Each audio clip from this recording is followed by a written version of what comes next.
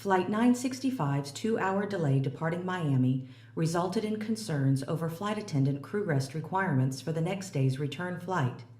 The captain, in an effort to alleviate the following day's scheduling issues, requested that the first officer, who was at the controls of the aircraft, keep the speed up in the descent. 63 miles north of the Cali VOR, in the descent for the ILS approach to runway 01, Cali Approach cleared Flight 965 to the Cali VOR, with instructions to descend and maintain 15,000 feet altitude and to report the Tallulah VOR.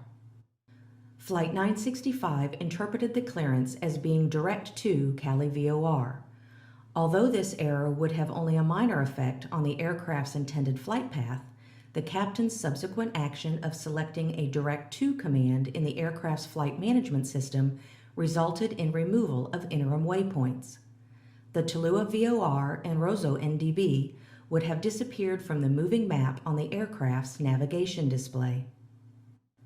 As the flight descended towards 18,000 feet, Cali Approach informed Flight 965 that the wind was calm and asked if the flight crew was able to perform a straight-in approach to the southbound runway 19.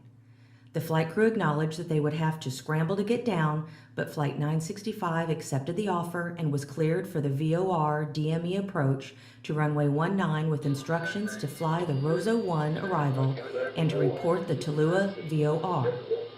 The decision to accept this approach meant the flight was now high and fast for the approach, leaving the flight crew with little time to perform critical approach tasks. Within a minute of accepting the expedited approach, a number of events occurred simultaneously which would have dire consequences. The speed brakes were extended, first to 50% and then full up in order to steepen the descent path. The speed brakes were not moved for the remainder of the flight. The Roseau 1 arrival chart was retrieved and was the subject of some confusion as the flight crew appeared to assume that this arrival would start at the Roseau NDB when in fact it started at the Tallulah VOR. Using the Flight Management System interface, the captain or the first officer selected and executed a direct course to the identifier R, in the mistaken belief that R was the Roseau NDB. It is apparent that in their haste, this action was accomplished without verification of the selection's effect on the flight path. In the cockpit, the navigation display would have shown a white dashed line leading to the northeast, away from Cali and the intended approach path.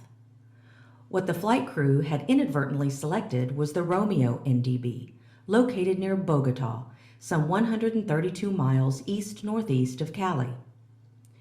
Both beacons had the same radio frequency and the same identifier. By executing this selection, the aircraft started a left turn toward the Romeo NDB rather than the Roseau NDB.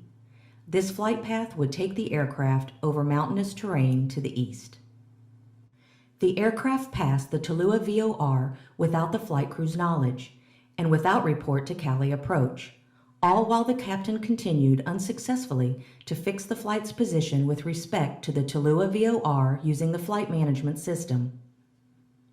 Cali Approach, without radar coverage to pinpoint the flight's location, cleared Flight 965 down to 5,000 feet.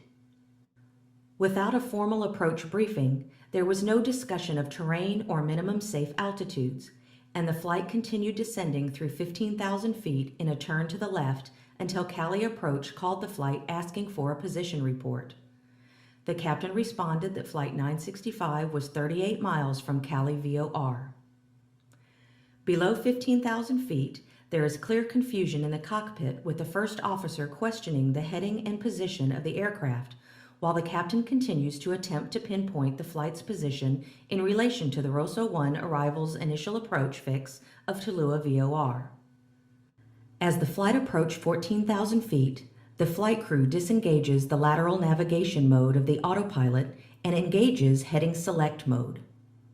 The left turn stops on a heading of 100 degrees and the aircraft starts to come to the right as the aircraft descends through 13,600 feet.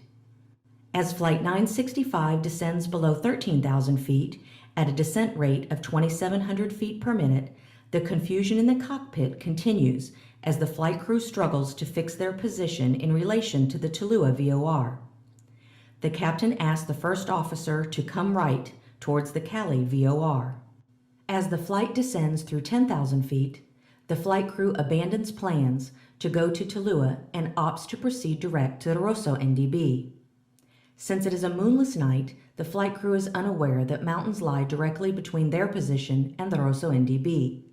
The rate of descent is reduced to 1,500 feet per minute. Shortly after the flight descends through 9,000 feet, the ground proximity warning system alerts the flight crew to dangerous terrain in their path. The flight crew responds by disconnecting the autopilot, selecting full power, and pulling the airplane's nose up into a high nose-up attitude. The speed brakes remain in a full-up position throughout this escape maneuver, degrading the climb performance of the aircraft. 13 seconds after the ground proximity warning is recorded on the cockpit voice recorder, the recording stops as Flight 965 hits the eastern side of a ridge near the top of El Diluvio Mountain at 8,900 feet.